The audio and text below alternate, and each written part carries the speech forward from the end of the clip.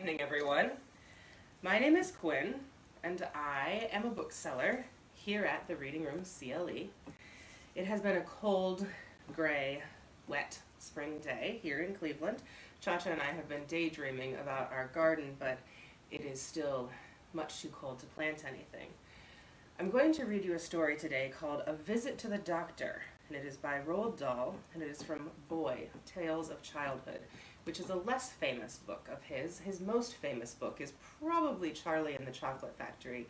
He is very well known for thinking up lovely things to do with chocolate.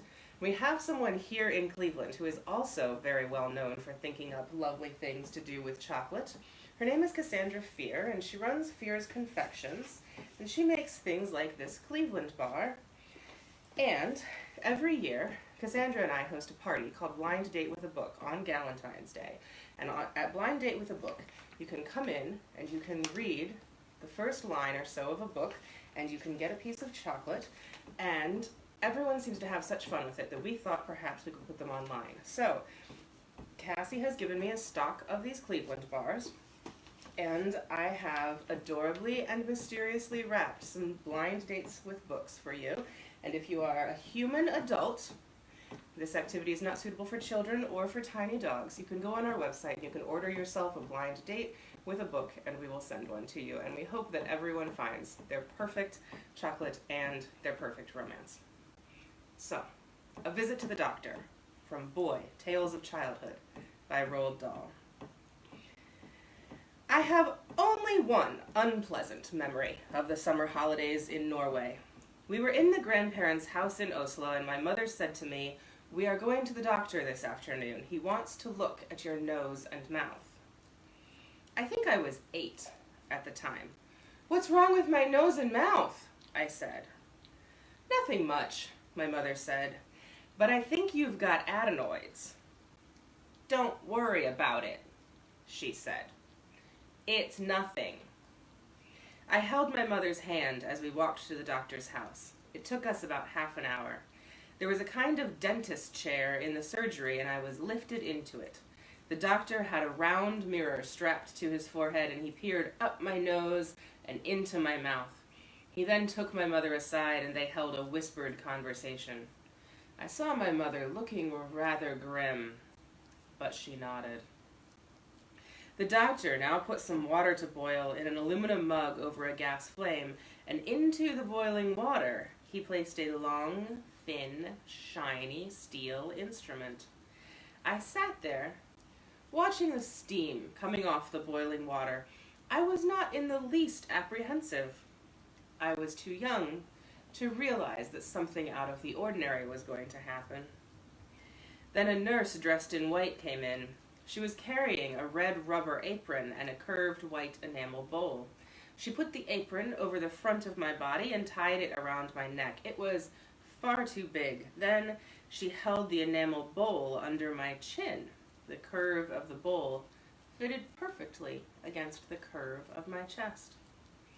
The doctor was bending over me. In his hand, he held that long, shiny steel instrument. He held it right in front of my face, and to this day, I can still describe it perfectly. It was about the thickness and length of a pencil, and like most pencils, it had a lot of sides to it. Toward the end, the metal became much thinner, and at the very end of the thin bit of metal there was a tiny blade set at an angle. The blade wasn't more than 1 centimeter long, very small, very sharp, and very shiny. "Open your mouth," the doctor said, speaking Norwegian. I refused. I thought he was going to do something to my teeth, and everything anyone had ever done to my teeth had been painful. "It won't take 2 seconds, the doctor said. He spoke gently, and I was seduced by his voice. Like an idiot, I opened my mouth.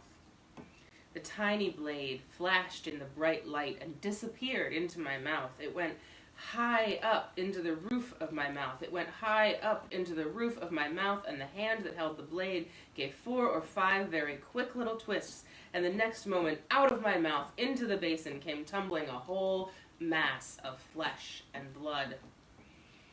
I was too shocked and outraged to do anything but yelp. I was horrified by the huge red lumps that had fallen out of my mouth into the white basin, and my first thought was that the doctor had cut out the whole of the middle of my head. "Those were your adenoids," I heard the doctor saying.